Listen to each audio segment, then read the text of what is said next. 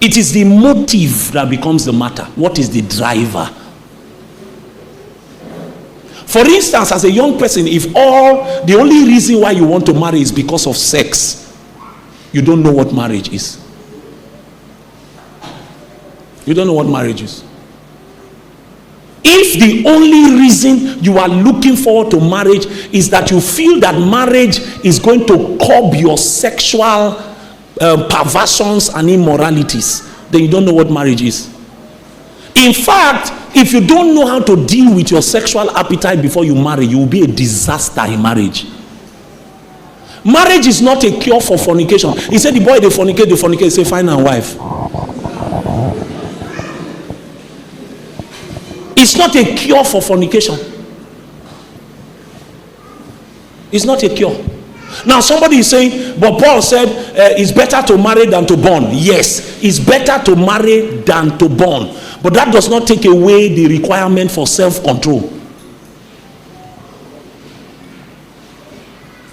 He didn't say it's better to marry than to fornicate, than to burn. If you are burning with appetite, and that appetite is such that you don't have the gift of celibacy, is it celibacy now? Celibacy. Or abstinence. You don't have the gift of abstinence. Because not everybody has that gift. He says it's better to marry than to be burning. You know, in a certain sect or a certain religious organization, certain people go into certain covenants, right?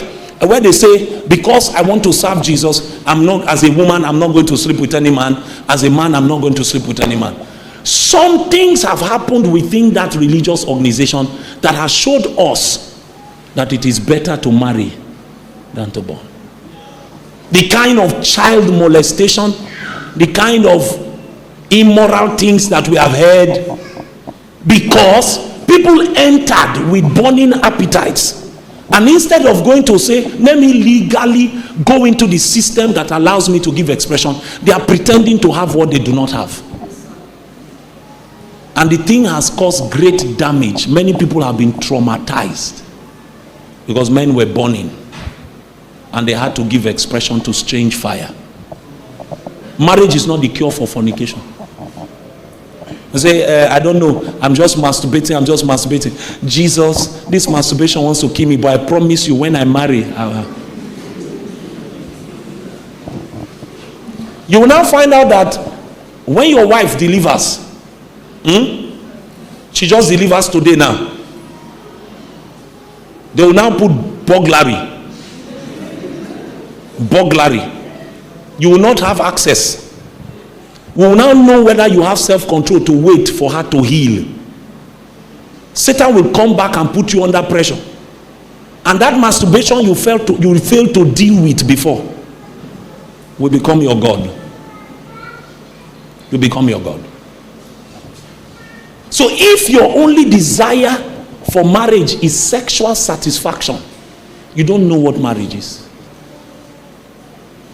The matter is a matter of motives. Why are you so intent on making money? Why do you want to make money?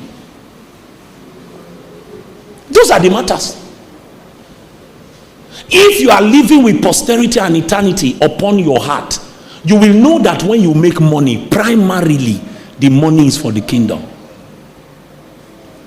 For the kingdom.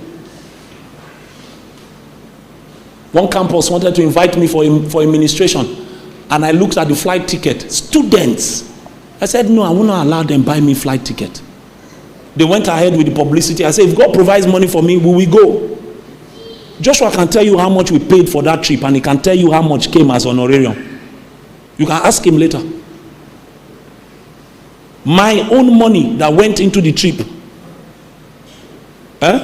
My own money that went into the trip, and then how much came as honorarium. What is your motive for making money? If God makes you wealthy, will the kingdom benefit? That's the matter. When you get married, will your marriage add value to the kingdom? That's the matter.